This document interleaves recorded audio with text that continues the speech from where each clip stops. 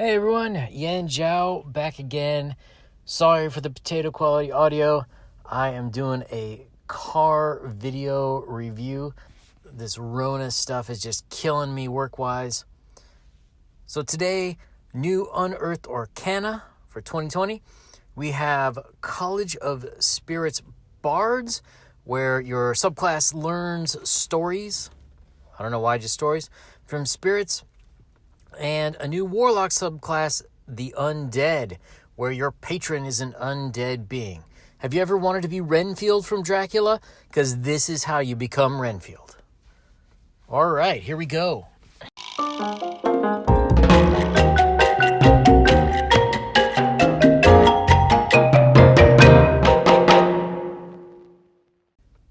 So both of these new options definitely have their own benefits.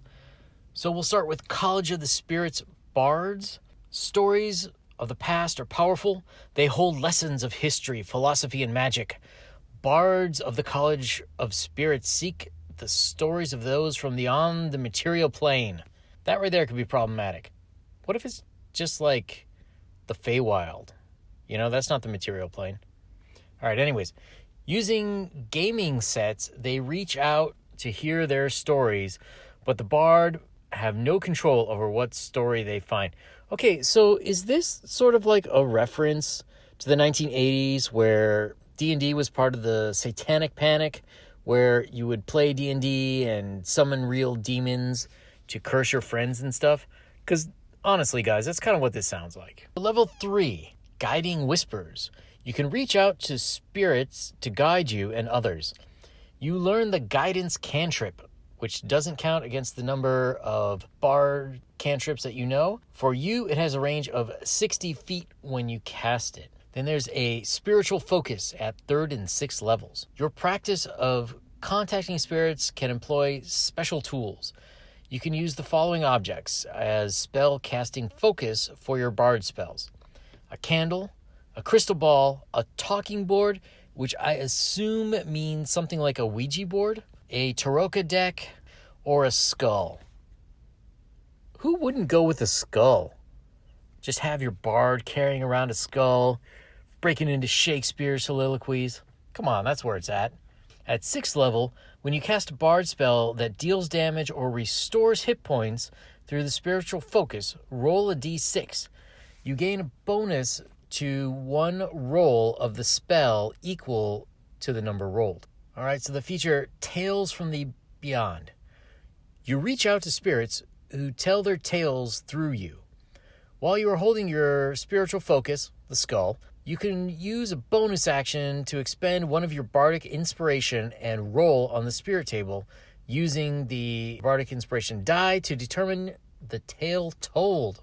You retain the tale in mind until you bestow the tale's effect or you finish a short or long rest. So basically, you're sort of prepping the spell, and then it's going to activate in a bit. You can use an action to choose one creature you can see within 30 feet of you. It can also be you to be the target of the effect. Once you do so, you can't bestow the tale's effect again until you roll again. You can retain only one of these tales in mind at a time, and you roll the table. So this is a very long table. We'll go through it quickly. On a 1, you get the Beast, Tale of a Clever Animal, and whoever gets advantage on perception for 1 minute, and you get advantage on attack rolls against a creature if another enemy is within 5 feet of it and that enemy isn't incapacitated. So it's very specific and kind of weird. On a 2, you get the Warrior. You recount the story of a renowned duelist. So you get a spectral warrior that will appear in an unoccupied space within 5 feet of the target. On a hit, the target takes force damage equal to 2 rolls of your bardic inspiration die, plus your charisma modifier. So that's pretty neat, pretty handy. On a 3, you get Friends.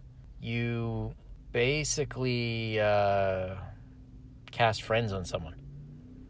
Number 4, Runaway. Tell the tale of an adventurer that could escape any confinement. The target can immediately use its reaction to teleport up to 30 feet to an unoccupied space it can see. When the target teleports, it can choose a number of creatures it can see within 30 feet, up to your charisma modifier, to immediately use the same reaction. That's pretty cool. I mean, you could have your whole group, a dragon or something that has a lot of dangerous close-up attacks, and then have them all pop out or pop 30 feet away with their reactions. All right, on a 5, you get Avenger.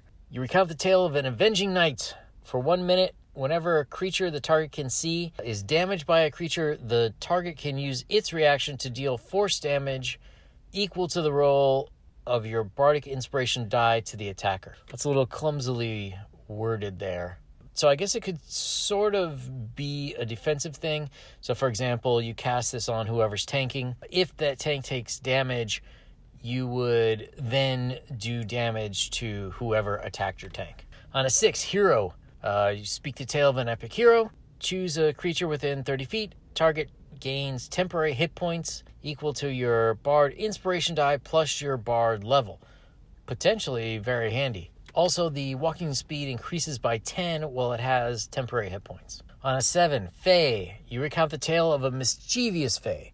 The target must succeed on a wisdom saving throw or become charmed by you until the end of its next turn. The charmed target must use its action to make a melee attack against a creature other than itself that you mentally choose. The target can act normally on its own turn if you choose no other creature. Number 8. Dang, there's a lot of these. All right, Dark Spirit. You speak a dreadful tale of a slayer in the dark. The target becomes invisible until the end of its next turn. If it hits the creature with an attack while it's invisible, that creature also gets necrotic damage equal to bardic inspiration die, and it's frightened. So that's pretty awesome. So it is nice that these stories that you tell seem to scale up with when you scale up and you get larger inspiration die. Giant, on number 9. You speak the deeds of a mighty giant. Each creature of the target's choice must make a saving throw or take force damage equal to 2 rolls of your inspiration die, and if they fail, they're knocked prone. Number 10, Dragon. You breathe a poem of a wrathful dragon. So the target spews fire. They need to make a dex save throw. If they take damage, it's equal to 3 rolls of your bardic inspiration dice. On 11, you get a Celestial. You speak the exalted deeds of a Celestial. The target regains hit points equal to 2 of your bardic inspiration die plus your bard level, and you end 1 disease or a condition from the following list. The usual: blinded, deaf, paralyzed, petrified, or poison. So Celestials are very cool. And on number 12, Unknown.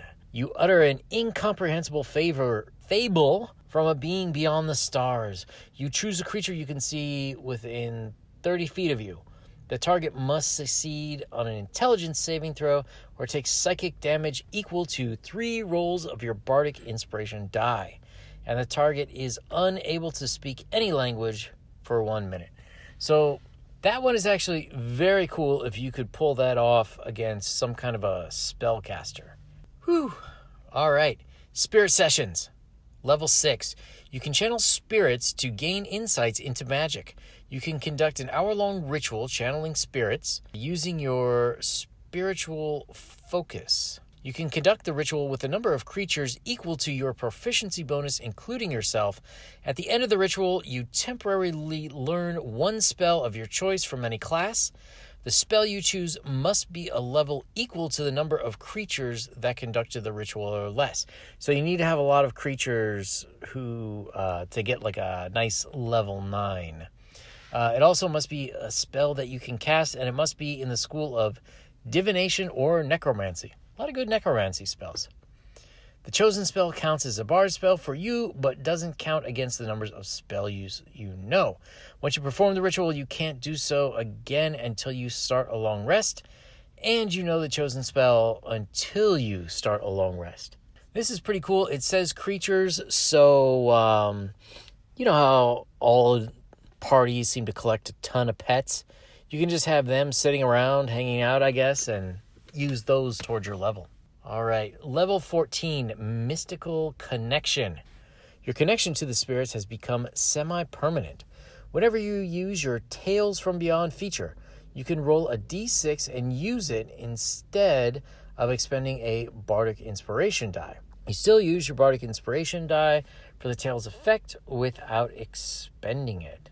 So that's actually pretty cool. It allows you to use the sort of lower level or lower tier stories in order at a higher level for a lesser cost. Overall, I think it's kind of a neat idea. Seems a little gimmicky. It's hard to say how it would play out, but it's definitely interesting. If you've played this, leave a comment down below. I'd love to know how it worked out for you. All right, so the next one is a new Warlock feature, the Undead. The Undead is an entity that resides in the dark corners of the multiverse. Your patrons could be Asarak, Azalin, Lord Soth, Strahd, or some other ancient undead being. You may seek to gain knowledge from your patrons' countless lifetimes of experience, while it may see you as a piece of a centuries-long plan. I kind of like this idea. So let's say you're doing Tomb of Annihilation, and your patron is actually Asarak with the soulmonger. Maybe he is using you to fulfill his dreams of converting everything to the undead. There's a lot of potential good story elements for this, and I like how it kind of dovetails with a lot of the content that Wizards already has. So there is an expanded spell list, which we don't really need to get into. It's just the usual sort of undead type stuff. Form of Undead. First level undead feature. You manifest an aspect of your patron's dreadful power. As a bonus action, you transform for 1 minute. You gain the following benefits while transformed. You temporarily gain hit points equal to 1d10 plus your Warlock level. Once during each of your turns, when you hit a creature with an attack, you can force it to make a Wisdom saving throw. And if the saving throw fails, the target is frightened of you until the end of your next turn. You are immune to the frightened condition. So that's pretty badass for level 1. Gaining 1d10 plus your Warlock level. I mean, you might get 2, but if you get 11 extra hit points at level 1, that's huge. Frightening creatures is pretty big, and being immune to frighten, because frighten is a pain in the butt. So if you're immune to it, that's fantastic. You can transform a number of times equal to your proficiency bonus, and you regain all expended uses when you finish a long rest. The long rest thing is kind of interesting, as a lot of Warlock stuffs kind of reset, the spells reset after a short rest. The appearance of your form of dread reflects some aspect of your patron. For example, your form could be a shroud of shadows forming the crown and robes of your Lich patron, or your face might transform into a bat-like creature due to vampire patron. Level 6, Grave Touched. Your patron powers have a profound effect on your body and magic. You don't need to eat, drink, or breathe. In addition, when you hit a creature with an attack roll damage against a creature, you can replace the damage type with necrotic damage. While you are using your form of dread, you can roll 1 additional damage die when determining the necrotic damage the target takes. So these are a lot of great features, especially at level 6. That's kind of the level where you guys are out from whatever basic village or town you start off in. You're venturing into the wider world, and not having to eat, drink, or breathe. Not needing to breathe means you won't drown. That's a pretty big advantage. I think monks have like Diamond Body or some ability very similar, but that's at like level 11. So getting it this early is awesome. In addition, being able to switch the damage type to necrotic and doing extra necrotic damage is pretty cool. So level 10, we have Mortal Husk. Your connection to undeath and necrotic energy now saturates your body. You have resistance to necrotic damage.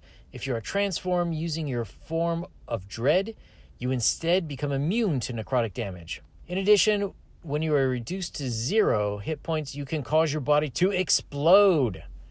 Each creature within 30 feet of you takes necrotic damage equal to 2d10 plus your Warlock level. You then revive with 1 hit point in your previous space, along with your gear, and you gain 1 level of exhaustion. Once you revive this way, you can't do so until you finish 1d4 long rests. So you can basically explode yourself to kill everybody else. That's pretty dope. Now, this is a great feature. I mean, it is level 10, so 2d10 plus your warlock level. So it's going to be at least 2d10 plus 10. I don't know, that could be 30 hit points, which might be enough to kill at least one person or a bunch of people. I don't really see a whole lot of adventures where you're wiping out like 100 goblins within 30 feet of you, but it's pretty cool nonetheless. Level 14, Spirit Protection. Your body is now simply a vessel for your spirit. As an action, you can project your spirit from your body. The body you leave behind is unconscious and is a state of suspended animation. Your spirit can remain outside your body for 1 hour or until your concentration is broken, if concentrating on a spell. When your projection ends, your spirit returns to your body or your body magically teleports to your spirit space, your choice. While you're projecting as a spirit, you get the following benefits. Your spirit and body gain resistance to bludgeoning, piercing, and slashing. When you cast a spell of the Conjuration or Necromancy school, the spell doesn't require verbal, somatic, or material components that lack a gold cost. You have a flying speed equal to your walking speed and can hover. You can move through creatures and objects as if they were difficult terrain, but you take 1d10 force damage if you end a turn inside a creature or an object. While you are using your form of dread, which I guess you can use as a spirit of dread, once during each of your turns when you deal necrotic damage to a creature, you regain hit points equal to half the amount of necrotic damage.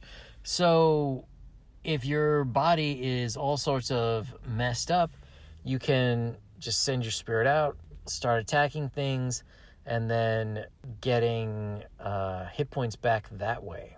All right, so these were the two new subclasses, College of Spirits, the Undead. I really kind of like the Undead one. It seems like it has a lot of cool themes. And if your character was maybe trying to become a lich or become a vampire, this seems like a cool way to get them there. So, all right, what do you guys think? Do you like these two new subclasses? Leave a comment down below. Click subscribe. It really helps. Gonna try to get a lot more content out soon. See you later, guys.